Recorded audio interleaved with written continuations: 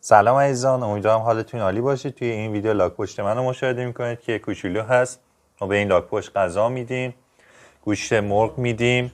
بعد این لاک پشت توی آب زندگی میکنه. آوردم واسهتون بیرون ببینید چه جوریه. خیلی کوچولوه، تقریبا حدود 2 ماه هست که این لاک پشت داریم و خیلی کوچولو هست، باحاله و اگرم که بهش غذا بدین سریع میاد میخوره. غذاش مرغه و مرغ رو خیلی دوست داره و باید با تیکه های کوچیک بهش بدیم تا بتونه راحت این غذا رو بخوره، تیکه های کوچیک تو دهنش جا بشه و گیر نکنه.